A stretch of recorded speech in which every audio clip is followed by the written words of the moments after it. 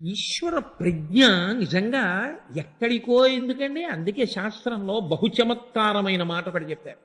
నారాయణాన్ని చూడాలి అనుకుంటే నీ చేతి వంక చూసుకో, నీకు నారాయణ దర్శనం అయిపోయింది అన్నారు. ఎందుకో తెలుసా అండి? నేను ఒక శుద్ధ ముక్క పట్టుకుని ఇక్కడ 4 గీతలు గీశాను అనుకోండి. గీతలు గీసి గీతలు జాగ్రత్తగా చూసుకోండి మీరు అని చెప్పి నేను వెళ్ళిపోయాను అనుకోండి. మీరు ఎంత జాగ్రత్తగా చూసినా మహా అయితే 6 నెలలు ఉంటాయి, తర్వాత పోతాయి. నేను పుట్టినప్పుడు నా చేతిలో ఉన్న ఈ గీతలు సాధారణంగా ఏ గీత అయినా తడి తగిలితే పోతుంది. ఎంత ఇంకుతో మీరు చెయ్యండి, తడి తగిలితే అది భ్రంశమైపోతుంది. ఎన్ని మాటలు కడుక్కుని ఉంటాను ఈ చేతిని. ఏది ఈ గీతలు చెరిగాయా? ఏం పెట్టి గీశాడంటారు ఆయన? అసలు ఏ పెన్నుతో గీశాడంటారు ఈ గీతలు? వాణ్ణి చూడాలని మీకు అనిపించట్లా? ఎవడరా ఈ గీతలు గీసినవాడు ఇంత అందంగా గీశాడు? ఇన్ని గీతలా? ఈ గీసినవాడు ఎవర్రా ఇంత అందంగా? ఈ వేళ్ళు ఇలా కలియకుండా ఇలా అంటుకుని ఉండుంటే చర్మంతో ఏమి కలుపుకుంటాం అన్నాం? అది వీటిని విడదీసి ఉంచాడా? ఈ 4ంటికి మళ్ళీ గమ్మత్తు చూడండి. ఈ 4 దీనితో కలిస్తేనే శక్తి. ఈ 4 కలిపి ఏమీ చేయలేవు. 4 కలిపి ఏమీ పట్టుకోవు. ఈ 4 దీంతో కలిస్తేనే శక్తి. ఈ 2 కలిస్తే పట్టు, ఈ 2 కలిస్తే పట్టు, ఇలా 3 కలిస్తే పెన్నం. ఇలా పట్టుకుంటే తాడు పట్టుకోగలరు. ఇలా పట్టుకోండి, ఇది లేకుండా ఈ పట్టు ఉండదు. 4ంటికి శక్తినిచ్చి 5వ దాన్ని దూరంగా ఉంచాడు. అసలు ఆయన ఎలా ఏర్పాటు చేశాడు ఇవన్నీ? వాడు నారాయణ, వాడు నారాయణుడు, వాడు ఇవన్నీ సృష్టించాడు. ఇప్పుడు మీకు ఈ గీతలు గీసిన వాడిని చూడాలి అని అనిపించింది అనుకోండి, మీకు ఖచ్చితంగా వాడు ఎక్కడున్నాడో చెప్పేవాడు ఉండాలి. 1000 మంది బురదలో నడిచారనుకోండి, దొంగడు అడుగులేవో మీకు ఎలా తెలుస్తాయి? ఒక్కడి పాదాలే ఉన్నాయనుకోండి, రాత్రి కిటికీ దగ్గర నుంచి ఎటో వెడుతూ ఓ దొంగడు ఇటు వెళ్ళాడని తెలుస్తుంది. ఇవన్నీ చేసిన వాడు దొంగ.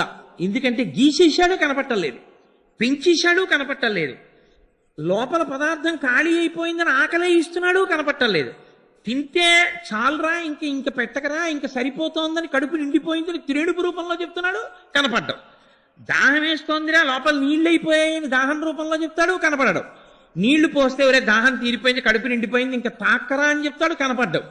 రాత్రి నేను నిద్రపోతున్నప్పుడు నేను ఏ పని చేయలేకపోయినా నా ఊపిరి తీయిస్తూ ఉంటాడు, కనపడడు. నా ఊపిరి ఆపేయాలనుకున్నప్పుడు కనపడకుండానే ఆపేస్తాడు. వాడిని ఒక్కసారి చూడాలనుందండి, ఇంతమందిని చూశాను కానీ వాడే నాకు కనపట్టలేదండి, నాకు కనపడాలని తాపత్రయంగా ఉందండి అని మీకు ఆర్తి పుడితే అది భక్తి.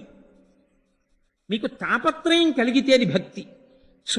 చూద్దామని వెంపర్లాట పుడితే వాడు భక్తుడు తప్ప. భక్తి అంటే 2 పువ్వులు 2 టెంకాయలు పట్టుకుని గుళ్ళోకి వెళ్ళిన వాళ్ళందరూ భక్తులని మీరు అనుకోకండి. ఎందుకంటే నేను కొన్ని గుళ్ళల్లో చూశాను. నేను పెద్దకాయ ఇచ్చానంటే నాకు చిన్న చెక్క ఇచ్చారని అర్చకులతో దెబ్బలాడిన వాళ్ళు ఉన్నారు. నేను 6 రూపాయలు కొబ్బరికాయ ఇచ్చానంటే నాకు 3 రూపాయలు చెక్క ఇచ్చారంటే నాది కాదా? ఆయన కర్మ, ఆయనకి ఎన్ని గుర్తెట్టుకుంటాడంటే, ఎన్ని కొబ్బరికాయలు అంటే ఏదో కలిపి కొడతాడు, తీసుకెళ్తాడు, చెక్కల నైవేద్యం పెట్టుకుంటారు. ఆ మిగిలిన చెక్కలేవో ఒక్కొక్కళ్ళకి ప్రసాదం. నువ్వు కావలసింది ప్రసాదమా? నువ్వు పట్టుకెళ్ళిన చెక్క నీ పేరు చెక్కించుకుని ఇవ్వాలంటే ఇంకా కొబ్బరికాయకి 2 వైపులా. కొబ్బరికాయ మీదే అంత వ్యామోహం ఉన్న నీకు నారాయణ దర్శనం అవుతుందా? నీకు నారాయణుని గురించి తెలుసా? అదే దూరం జరగడం అంటే. కొబ్బరికాయ పట్టుకెళ్ళాడు కానీ ఎవరికి పట్టుకెళ్ళినట్టు? ఈశ్వరుడికా? రేపు శనివారం కొబ్బరికాయ కొడతానంటాడు, శుక్రవారం రాత్రే భార్యతో అంటాడు రేపు కొబ్బరికాయ మామిడికాయ పచ్చడి చేయబోయి బాగుంటుందంట. ఈశ్వరుడికి ఎందుకు అది? నువ్వు ఎప్పుడో నిర్ణయించుకున్నావు ఆ కొబ్బరి మామిడి కలిపి పచ్చడి చేసుకు తిన్నావని.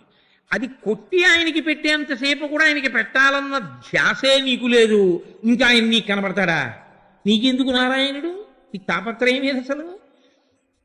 పనికి మాలిన వాటిని చూసినప్పుడల్లా ఇది ఎవరు కట్టించారండి అంటావు. తాజ్మహల్కి వెళ్తాడు, చూస్తాడు, ఇది ఎవరు కట్టించారండి అంటాడు. షాజహాన్ కట్టించాడు. అబ్బా ఎంత బాగా కట్టించాడు, ఆయనే షాజహాన్, ఫోటో చూడండి అన్నారు అనుకోండి, వెళ్ళి ఇలా చూసి భలే ఉన్నాడండి అంటాడు. కృష్ణదేవరాయల వారు కట్టించారండి అని కృష్ణదేవరాయల వారు పట్టాభిషేకం చేసుకున్న సంవత్సరాన్ని 1 సంవత్సరం పాటు ఉత్సవాలు చేస్తుందో పెద్ద దేవస్థానం.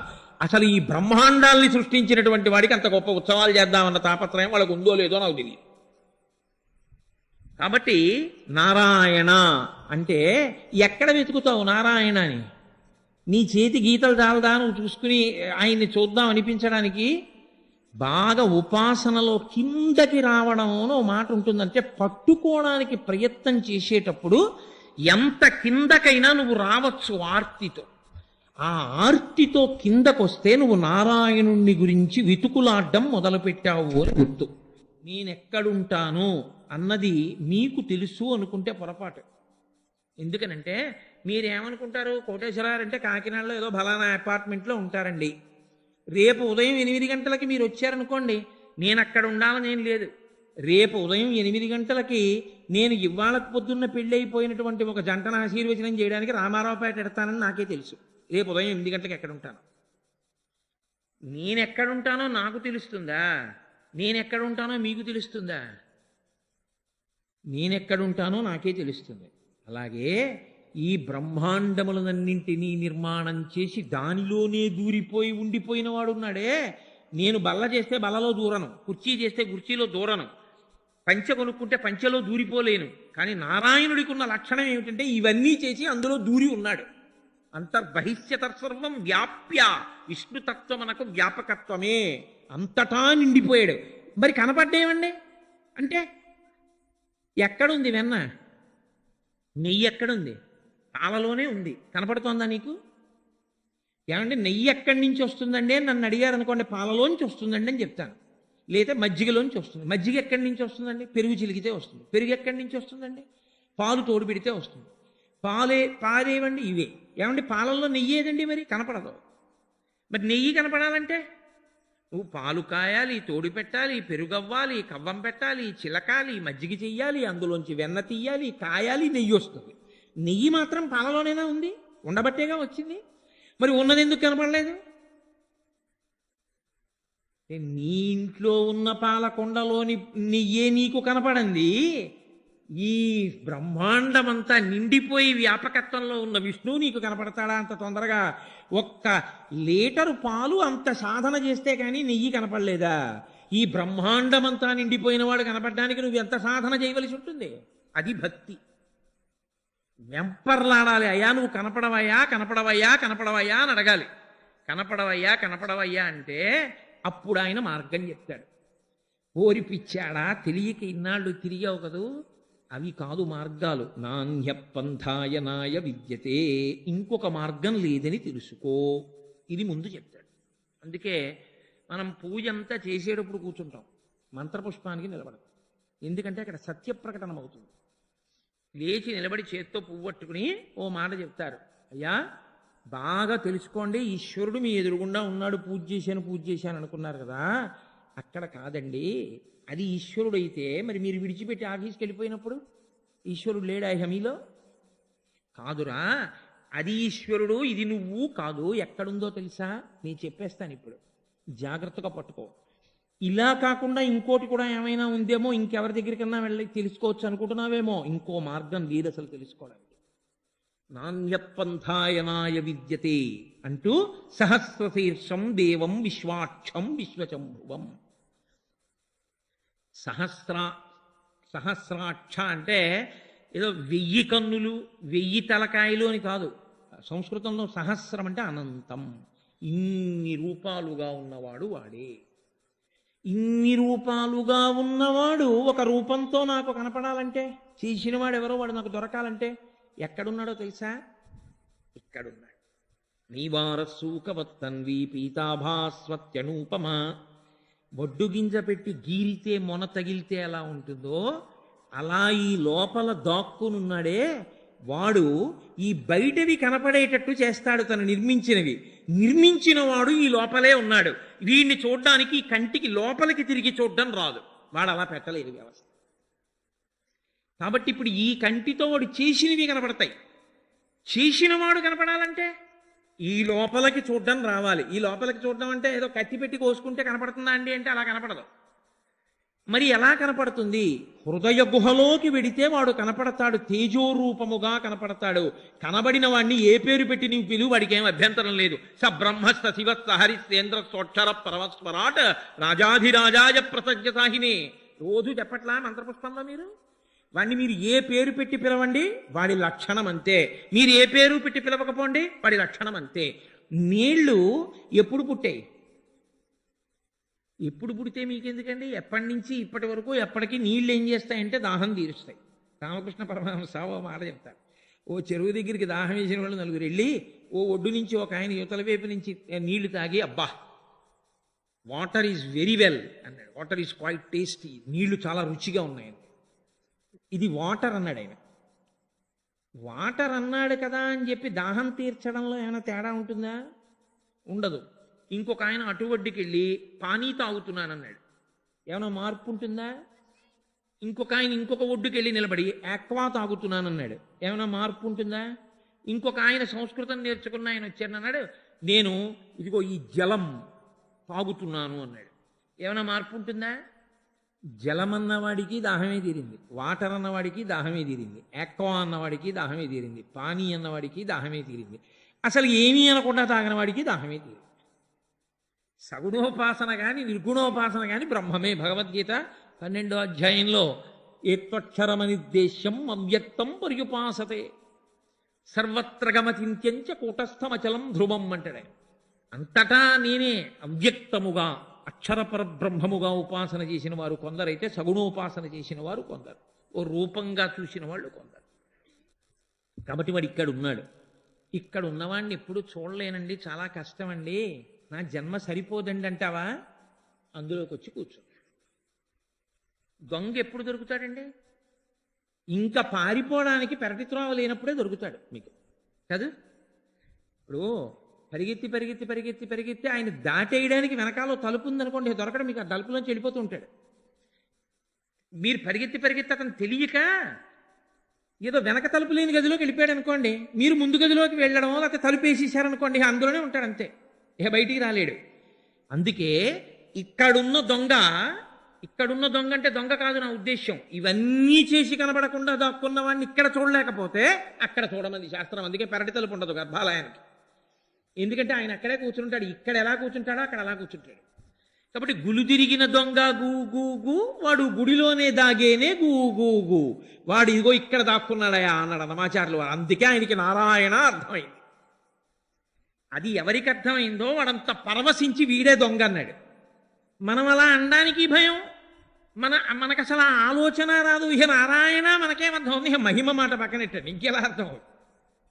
అసలు నారాయణ అన్నది తెలియాలి అంటే వాడు చేసినవి చూసి వాడిని చూడాలన్న తాపత్రయం మీకుంటే వాడిని చూడడానికి రెండే మార్గాలు. ఇక్కడన్నా చూడాలి, ఇక్కడ చూడలేకపోతున్నానన్న వెంపర్లాట ఎక్కువైపోతే అదిగో అక్కడికి వెళ్ళన్నా చూడాలి. ఈ చూడడంలో వచ్చేటటువంటి లక్షణం ఏమిటంటే, ఈ తాపత్రయం మీకు ఎంత పెరిగితే దాని వలన ఆయనే అనుగ్రహించి మీకు కనపడతాడు. నారాయణ తత్వమునందుండే లక్షణం ఏమిటంటే, ఇది చేస్తే అది వస్తుంది, ఏదో మార్గం ఉంటుంది. కోటేశ్వరరావు గారిని చూడాలనుకుంటున్నామండి, 8 గంటలకు ఎక్కడో పెళ్లివారింటికి ఎడతానేమో, కానీ మధ్యాహ్నం 1 గంటకైనా భోజనానికి రావాలా? 1 గంటకి రాలేదు, రాత్రి పడుకోవడానికైనా రావాలా? రాకుండా అట్నుంచి ఎక్కడికో ఊరిళ్ళాను, 10 రోజుల తర్వాత అయినా రావాలా? పోనీ 20 రోజుల తర్వాత అయినా రావాలా? మీరు నా గుమ్మం ముందే కూర్చున్నారనుకోండి, ఎప్పుడో అప్పుడు కనపడి తీరుతానా మీకు? అంటే అలా కూర్చోమని నా ఉద్దేశం కాదు సుమండి. కాబట్టి కనపడి తీరుతాను. ఏం చేస్తే నారాయణుడు కనపడతాడు? ఇది చేస్తే కనపడతాడని లేదు. అక్కడే యతో వాచో నివర్తంతే అప్రాప్య మనసా సహా, వాక్కు మనస్సు వెనక్కి తిరిగాయి ఎంది ఉపనిషత్తు. ఇక మేము చెప్పలేమయ్యా ఇది సాధన అని లేదు. ఇగో ఇది చేస్తే దొరుకుతాడని ఉండదు ఈశ్వరుడి విషయంలో. మీరు ఎంత ప్రేమించగలరో దానికే భక్తి అని పేరు. ప్రేమ రకరకాలుగా వ్యక్తమైనప్పుడు రకరకాల పేర్లు పొందుతుంది. ఇప్పుడు నేను ఉపన్యాసం చెప్పడానికి వచ్చానండి, ఏమి ఇంత పెద్ద వేదిక వేయకుండా నన్ను కూడా అలా కూర్చుని చెప్పండి అన్నారనుకోండి, నాకేమీ అభ్యంతరం లేదు, అక్కడ కూర్చుని చెప్తాను నేను. కానీ నన్నింటికి ఇక్కడ కూర్చోబెట్టారు, ఓ పెద్ద ఆయన పాపం వచ్చాడు, నేను రాగానే మంగళవాయిద్యం ఎందుకు మ్రోగించారు, నేను కనపడగానే పూర్ణకుంభం ఎందుకు తీసుకొచ్చారు అంటే నా మీద గౌరవం. ప్రేమ పెద్దల పట్ల అభివ్యక్తమైతే గౌరవము. తనకన్నా బాగా చిన్నవాడి మీద అయ్యో పాపం వీడు పసిపిల్లవాడరా, వీడికి ఏం తెలీదు అని చెప్పి నాలో ప్రేమ పొంగితే వాత్సల్యము. నా మనవడు వాడికి బట్టలు వేసుకోవాలని తెలియదు, 3 ఏళ్ల వాడు ఆడుకుంటున్నాడు. ఇంటికి బంధువులు వస్తున్నారు. హారి ఊరు ఊరు అలా ఆడుకుంటున్నావు నువ్వు, రేపు బట్టలు వేసుకోవద్దురా అని తిడతానా? ఎత్తుకుని లోపలికి తీసుకెళ్ళి ఓ నిక్కర తీసి వాడికి ఓ నిక్కర వేసి ఓ చొక్కా వేసేసి ఇప్పుడు ఆడుకో, బాగుండదు, 10 మంది వస్తున్నారు దృష్టితో కూర్చుని అలా తిరగకూడదు ఇంట్లో అంటానా? నేనే వాడికి బట్టలు వేసాను. ఎందుకని? అరే వాడు చిన్నవాడు, వాడికి తెలియదురా అని నాకు ప్రేమ వ్యక్తమైతే వాత్సల్యము. అరే ఇవన్నీ చేసినవాడు నారాయణుడురా, మహానుభావుడు, ఆయనది ఇదంతా, ఆయనదైన దాన్ని నాదని చెప్పుకుని నేను బతకూడదు అని మీరు అనుకున్నారనుకోండి భక్తి. అరే ఆయనకి చెప్పి తినాలి, ఆయన ఇచ్చాడు ఇవన్నీ. ఊపిరి ఆయనది, జీర్ణం చేసేది ఆయన, నవిలడానికి పళ్ళిచ్చినవాడు ఆయన, నాలుక పొయ్యడానికి పెట్టినవాడు ఆయన, మాట ఇచ్చినవాడు ఆయన, ఈ కంఠంలో మాట్లాడడానికి శబ్దపేటికని పెట్టినవాడు ఆయన, ఈ ఆలోచనలు ఇచ్చినవాడు ఆయన, జ్ఞాపకం ఉంచినవాడు ఆయన. కాబట్టి వాడికి నమస్కారం చేయకుండా నేను ఇవి చేయకూడదన్నాను అనుకోండి. భక్తి మీ కంటికి కనపడకపోయినా ఎదురుగుండా శాస్త్రమును ప్రమాణంగా తీసుకుని మీ ప్రేమ పొంగితే భక్తిని పేరు. ఇప్పుడు శాస్త్రమును ప్రమాణముగా అంటే అడుగుజాడల్ని బట్టి దొంగని పట్టుకున్నట్టు ఈ సృష్టిని బట్టి ఈశ్వరుడి మీద మీరు ప్రేమని పెంచుకోవాలి. లోపల జరుగుతున్న కార్యకలాపములే ఈశ్వర భక్తికి సోపానములు. అరే నేను బయట నీళ్లు రావట్లేదని నాకు తెలుసు, ఏదో కారణానికి మా అపార్ట్మెంట్లో నీళ్లు రావట్లేదు 4 రోజులుగా. అయ్యా గోపాలకృష్ణ గారు, ఏదో మినరల్ వాటర్ అమ్ముతారు కదా, నాకు అది ఎక్కడ అమ్ముతారో తెలియదు, కాస్త ప్రతిరోజు ఓ డబ్బా పంపించండి అన్నాను. ఆయన పంపించారు. అపార్ట్మెంట్లో నీళ్లు రావట్లేదు పంపులో అని నాకు తెలుసు, ఇందులో నీళ్లు అయిపోతున్నాయని నాకు తెలుసా? ఇందులో నీళ్లు అయిపోతే చాలా ప్రమాదం, డిహైడ్రేట్ అయిపోతుంది, ప్రాణం పోతుంది. కానీ ఇందులో నీళ్లు అయిపోతున్నాయని నాకు తెలియదు. ఇందులో నీళ్లు అయిపోతున్నాయి రా పిచ్చాడా, ముందు ఇందులో నీళ్లు పోయి అని దాహం రూపంలో చెప్తున్నాడు ఇంకోడు లోపల కూర్చుని. వాడొకడు ఉన్నాడు రా, వాడు లేకపోతే నాకు లోపల నీళ్లు అయిపోయాయని తెలియక పొయ్యక ఎప్పుడో పడిపోయి ఉండేవాడిని. వాడు ఉండి చెప్తున్నాడు, ఉరే ఇందులో పదార్థం అంతా అయిపోయిందిరా, ఇది శరీరం నీరస పడిపోతోందిరా, ఇందులో ఏదైనా వెయ్యిరా అని ఆకలి రూపంలో అడుగుతున్నాడు. వాడొకడు ఇక్కడ కూర్చుని ఆకలి రూపంలో అడుగుతున్నాడు రా. రాత్రి నిద్రపోయినప్పుడు ఊపిరి వాడే తీశాడు. రాత్రి నిద్రపోయినప్పుడు ఈ ఇంద్రియముల యొక్క బడలిక అలసటనంతటినీ వాడే తీర్చాడు. ఈ కంట్లో ఎన్నో ధూళికణములు పడిపోతే వాటిని మెత్తగా తడి ఉంచి తడిలో నానిపోయేటట్టు చేసి మెత్తగా చేసి ఆ మెత్తటి దాన్నంతటినీ ఒక పక్కకి తీసుకొచ్చి ఈ ఒడ్డుకి తీసుకొచ్చి కుషి కట్టించి అట్టే పెట్టాడు, మెత్తగా జిగురుగా. మళ్ళీ కన్ను తెరిచేటప్పుడు అటు ఇటు వెళ్ళిపోకుండా. మొహం కడుక్కునేటప్పుడు కంటి మధ్యలో వాడు పెట్టాడు అనుకోండి, ఎంత కష్టం. ఈ చివరికి తెచ్చి పెడతాడు. ఇది ఇటు తెచ్చాను కదా అని ఇటుది అటుకి పెట్టడు, అక్కడది ఇక్కడికే తెస్తాడు. 2 కళ్ళ యొక్క ఈ మొదటి స్థానములకు తెచ్చి కుసులు కట్టిస్తాడు. ఇలా ఇలా అంటే పగలంతా తిరిగినప్పుడు పడిన ఇసకంతా మెత్తపడిపోయి ఇక్కడికి వచ్చి తెల్లవారేటప్పటికి కన్ను గరగరలాడకుండా చేశాడు. మీకు అబ్బా ఈశ్వర ఎంత మహోపకారం చేశావు, ఒక్క ఇసకరేణు ఉండిపోతే. రాత్రి నేను నిద్రపోతే సుఖంగా బడలిపోయి నిద్రపోతున్నప్పుడు నన్ను కదపకుండా తండ్రి ఇసకరేణువులన్నీ మెత్తపరిచి పక్కనెట్టావా పుషి రూపంలో అని ఆ పుషి వంక చూసినప్పుడు మీకు నారాయణ దర్శనం అవలా? అంతర్బహిష్యత సర్వం వ్యాప్య నారాయణ స్థిత. వ్యాఖ్యాతలు అదే మాట అన్నారు. ఎక్కడ చూస్తావు నారాయణుణ్ణి? నీ భక్తి పొంగు ఉంటే నీకు వాడు కనపడని చోటే లేదు అన్నారు. ఇదే ప్రహ్లాదుడు అన్నాడు. ఏమిటి మూర్ఖత్వం, ఎక్కడున్నాడంట ఏంటి? ఇందుగలడు అందులేడని సందేహము వలదు చక్రి సర్వోపగతుండు, ఎందెందు వెదకి చూచిన అందందే కలడు. దానవగ్రని వింటే వెతకి చూడవయా, మామూలుగా చూస్తే కనపడదు. వెతికి చూడు అంటే ఇలా విప్పి చూడడం కాదు. ఎవడు దీన్ని పెంచినవాడు, ఎవడు దీన్ని నిర్మించినవాడు, ఎవడు దీన్ని పడగొడుతున్నవాడు, ఇది చూస్తే నీకు నారాయణుడు గోచరమవుతాడు. ఈ భావన నీకు కలిగిన నాడు వాడు లొంగిపోతాడు. ఇది భాగవతం యొక్క సమస్త సారాంశము ఇదే. అందుకే పోతన గారు అద్భుతమైన ఆంధ్రీకరణ చేస్తూ సంస్కృత భాగవతంలో వ్యాస భగవానుడు శుకబ్రహ్మచేత పరీక్షిత్తుకి చెప్పించినటువంటి మాటని గొప్ప పద్యంగా ఆంధ్రీకరించారు. అమరేంద్రాదులు కొల్చు భంగి జనుల జాక్షు సేవించగా విమల జ్ఞాన విరక్తి ముక్తి నొసగున్ వెయ్యేల భూనాథ తత్కమలాధీషు కథా సుధారస నదీ కల్లోల మాలా పరిభ్రమ మెవ్వానికి నైన కర్ణయుగళీ పర్వంబు కాకుండునే. ఏదో నా కడుపున పుట్టిన కొడుకు మొదటి నెల జీతం వచ్చిందని అనగారండి, నేను ఓ పంచె అట్టుకొచ్చాడు అనుకోండి, మురిసిపోతానే 10 మందికి చూపించుకుని ఈ పంచె వాడే పెట్టాడండి అని. మరి ఈ శరీరాన్ని నిర్మించిన దగ్గర నుంచి వాడిని ఉపకారాలు చేయిస్తున్నాడు. వాడి కథ వింటున్నప్పుడు మనసు పొంగిపోవద్దు? వాడి గురించి వింటున్నప్పుడు సంతోషం కాదు? కథా సుధారస నదీ కల్లోల మాలా పరిభ్రమమెవ్వానికినైనా కర్ణయుగళీ పర్వంబు కాకుండానే. చెవులకి పంట కదయా శ్రీమన్నారాయణుని కథ వింటున్న వాడికి.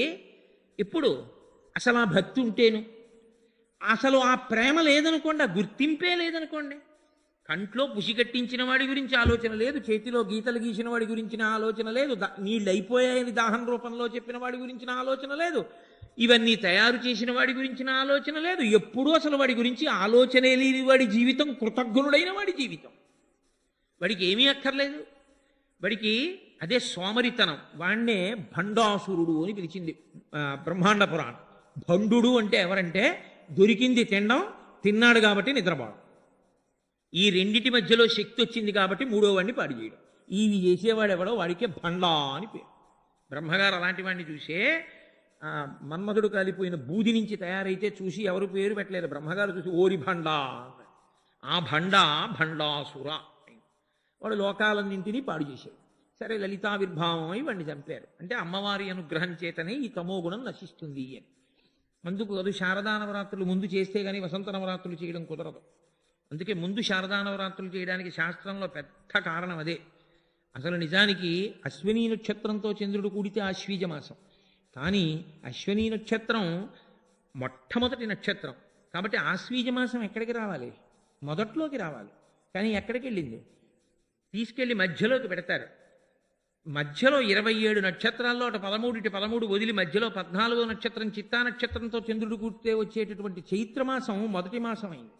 ఉపాసనలో శారదా నవరాత్రులు చేసి తిరిగొస్తే కానీ వసంత నవరాత్రులు చేసి రాముడితో కలిసి ఉత్తరాభిముఖంగా పట్టాభిషేకానికి అయోధ్యకి పైకెక్కలేడు.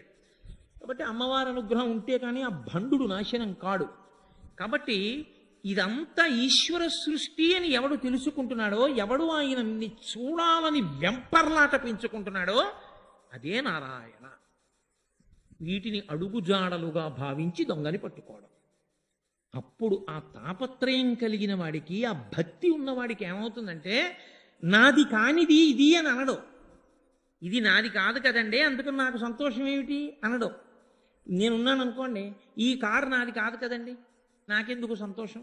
ఆ కారు ఎక్కించి నన్ను తీసుకొచ్చారు. ఓ ఈశ్వరుడు ఇవాళ ఉపన్యాసానికి వెళ్ళడానికి ఒక కారు పంపించి ఆ కారులో వెళ్ళే అదృష్టాన్ని ఇచ్చాడని సంతోషించగలిగితే వేరు. అలాంటి కారు నాకు లేదు నేడిస్తే ఆ దరిద్రం వేరు. అందుకే పరమేశ్వరుడు ఇక్కడ ఉన్నాడు, వాడే ఇవన్నీ నిర్మించాడు. ఇప్పుడు ఇవన్నీ ఎవరివి? వాడివి. నేనెవరు? వాడి వాడను నేనైతే వాడివన్నీ నావి కావా? మా నాన్నగారివి కనపడుతున్నంత వరకు భూములన్నీ మా నాన్నగారివి. నాకు ఇంకా మైనారిటీ తీరలేదు, 7 ఏళ్ల పిల్లాన్ని, కాబట్టి నా పేరు మీద కొంత పొలం రాయడానికి లేదు. కానీ పనిచేస్తున్న పాలేరేమంటాడు? మీ నాన్నగారివి పొలాలంటాడా? చిన్న దొరగారు మీవేనండి పొలాలన్నీ అంటాడా? చిన్న దొరగారు మీవే అంటాడు. తండ్రి పొలం కొడుకుదే. భక్తుడైన వాడే ఎలా భావన చేస్తాడో తెలుసా అండి? ఇవన్నీ మా స్వామి. మా స్వామి ఏం చేశాడంటే, మా నారాయణమూర్తి రే శ్రీభూ సమేత వైకుంఠ నారాయణమూర్తిగా నేను కూర్చుని ఉత్సవం చేయించుకుంటుంటే 4 మాటలు చెప్పడానికి బయలుదేరావా? వద్దులే, బస్సు అవి అక్కర్లేదు, నీ కారు పంపిస్తానండి అని తన పార్షదుల్ని పిలిచి, తాను ఎవరికి ఇచ్చాడో ఓ కారు వాళ్ళని పిలిచి ఆ కారు పట్టుకుని మా కోటేశ్వరరావు దగ్గరికి వెళ్ళు, ఎక్కించి ఆ కారులో తీసుకురా. చాలదా? అబ్బా, తండ్రి వాళ్ళకి కారు ఇచ్చి మళ్ళీ నాకిస్తే ఏదో ఆలోచిస్తూ డ్రైవింగ్లో ఏ కుక్క మీదో ఎక్కేస్తానేమోనని, ఆ కుక్క కూడా మళ్ళీ నీ సృష్టిలోదే. పాడు చేయకూడదుగా. ఈ చేత్తో ఈ చెయ్యకుండా కొట్టారా మీరు? ఎప్పుడూ కొట్టుకోరు, 2 చేతులు నావి కాబట్టి.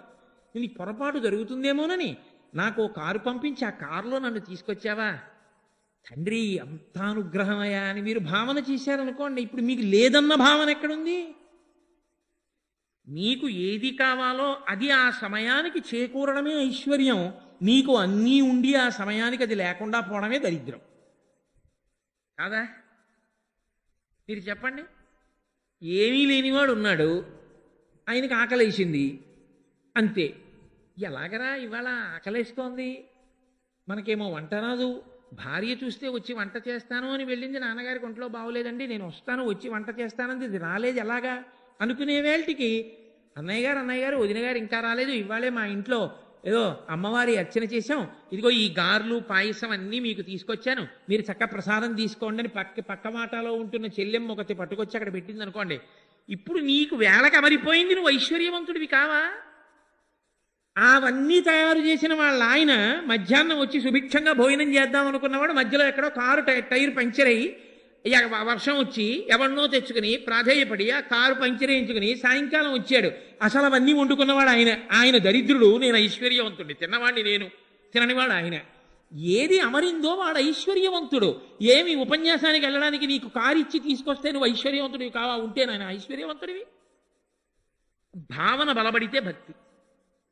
అది ఇంకొక రకంగా వెడితే కత్తిపూడి నుంచి జగ్గంపేట వెళ్దాం. నాకు లేదని ఏడిచాను అనుకోండి, ఏమిటి ఉపయోగం దానివల్ల? ఈశ్వరుడు ఇచ్చాడుగా అనుభవంలో. ఈ భక్తి పరిఢవిల్లినటువంటి వారి స్థితి మేడపాడు కారు ఏదో దాని దగ్గర ఆగిపోవడం కాదు, అసలు ఏమీ ఇవ్వకపోయినా పొంగిపోతాడు. అబ్బా ఇస్తే పాడైపోతానని ఈశ్వర ఏమీ ఇవ్వలేదా అంటాడు. అది ఇంకా పండిపోయిన భక్తి. ఇచ్చినప్పుడే మీకు కనపడింది అనుకోండి, వాడు భక్తుడు కాడు. ఒక స్థాయి భక్తి అంతే. ఇవ్వలేదనుకోండి, ఎందుకు ఇవ్వలేదో ఈశ్వరుడు మహానుభావుడు, ఇస్తే పాడైపోతానని ఇవ్వలేదేమో, కాబట్టి ఈశ్వర ప్రతి ఇవ్వనప్పుడు నాకు చెప్పాలేంటి ఎందుకు ఇవ్వలేదో. అమ్మ నా చిన్నతనంలో నాకు కొద్దిగా దగ్గు వస్తున్నప్పుడు నువ్వులు గుండ నా కోసమే చేసింది, అన్నంలో పెట్టింది, తిన్నాను. అమ్మ ఇంకొంచెం నువ్వులు గుండ వెయ్యమ్మా అన్నాను, వెయ్యనండి.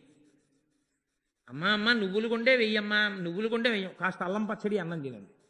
నాకు వద్దా అల్లం పచ్చడి ఘాటుగా ఉంటుంది, నాకు నువ్వులు గుండ వెయ్యన్నాను, వెయ్యను నీకు అని అల్లం పచ్చడి కలిపి నెయ్యేసి బలవంతంగా నోరు తెరిచి ముద్దలు పెట్టి మింగించి. ఏ అమ్మ కోపమా? కోపం కాదు, నువ్వుల గుండ ఎక్కువ తింటే వీడికి దగ్గు వస్తుంది, అందుకని కాస్త విరుగుడు కాస్త అల్లం పచ్చడి పెడితే వీడికి దగ్గు రాకుండా ఉంటుంది, మళ్ళీ రేపు పెట్టచ్చు నువ్వుల గుండ. పెట్టకపోవడంలో కూడా అమ్మది ప్రేమే, కానీ పెట్టకపోవడంలో అమ్మకి కక్షేమణ ఉందా? మీకు ఇవ్వకపోవడంలో కూడా ఈశ్వరుడు ఏదో చూశాడు, అందుకే ఇవ్వలేదు, ఇస్తే పాడైపోతారని. కాబట్టి నాకు ఇవ్వలేదేమో ఈశ్వరుడు అనుకున్న నాడు అది పరిపూర్ణమైన భక్తి.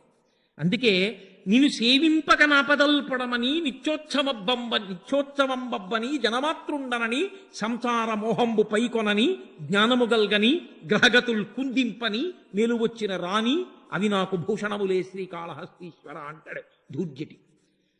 ఈశ్వర నిన్ను నమ్ముకున్నప్పుడు 10 మంది పూలదండ వేసినా నీ అనుగ్రహం, పనికి మాలిన వాడని రాళ్ళెట్టి కొట్టినా నీ అనుగ్రహం, రెండూ నీ అనుగ్రహం. నీ పాదముల యందు భక్తి నాకు నిలబడితే నాకు చాలు, అంతే, ఇంకా నాకేం వద్దు. కుంతీదేవి అదే అడిగింది. యాదవులందు పాండు సుతులందు నాకు మోహవిచ్ఛేదము చేయుమయ్యా, ఘనసింధువు చేరిడి గంగభంగి నీపాద సరోజ చింతనముపై అదిశము మదీయ వృత్తి అత్యాదర వృత్తితో గదియగనట్లు చేయగదయ్య ఈశ్వరా అని అడిగింది. ఈ భక్తి బాగా నిలబడిందనుకోండి, వెంపర్లాడి మీ వెంట పడతాడు. నేను ఎలాగో ఇవాళ మహిమ అని పక్కన మాట ఉంది కాబట్టి నేను ఒక్క మాటని కలిపి నా ఉపన్యాసాన్ని పూర్తి చేసేస్తాను. మనకి భాగవతంలో అనేకమైన ఆఖ్యానాలు ఉన్నాయి. నేను ఇవాళ ఈ మాట అన్నాను కాబట్టి ఈశ్వరుని యొక్క సౌలభ్యము గురించి మీకు ఒక మాట చెప్తాను. నేను చదివి చాలా కాలం అయిపోయే ఆఖ్యానాలు, ఈ మధ్య కూడా నేను అది చెప్పలేదు కూడా ఎప్పుడు. మనకి కృష్ణ భగవానుని యొక్క స్నేహితుడు ఒక ఆయన ఉంటాడు, కుచేలుడు. వీళ్ళిద్దరూ 2 ధ్రువాలు. ఒకడు మహదైశ్వర్యవంతుడు, కృష్ణుడు లక్ష్మీపతి. లోకమంతా లక్ష్మీదేవి అనుగ్రహం కోసం చూస్తుంది. ఆవిడ ఆయన తన వంక ప్రేమగా చూడాలని కోరుకుంది. ప్రేమత్రపా ప్రణిహితాని గతాగతాని మాలాదృశోర్మధుకరీవ మహోత్పలేయా సామే శ్రియం దిశతు సాగర సంభవాయా అంటారు శంకర భగవత్పాదుల కనకధారా స్తోత్రంలో. అందుకని ఆవిడ ఎప్పుడూ ఆయన యొక్క ప్రేమని కోరుకుంటుంటుంది. అంటే ఆయన కోరుకోడని మీరు అనుకోకూడదు, ఆయన కూడా పొంగిపోతూ ఉంటాడట.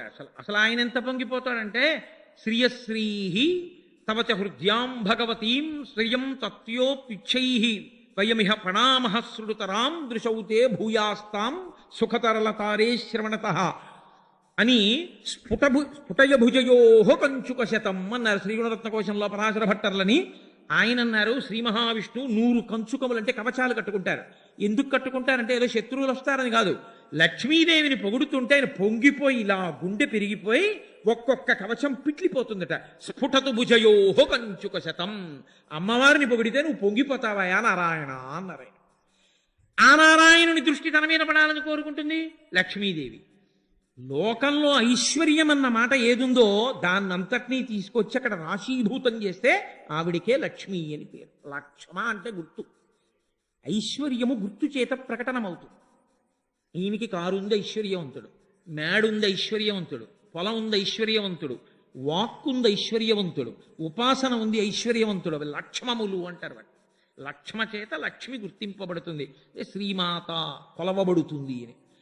కాబట్టి ఇప్పుడు లక్ష్మీపతి కృష్ణుడు.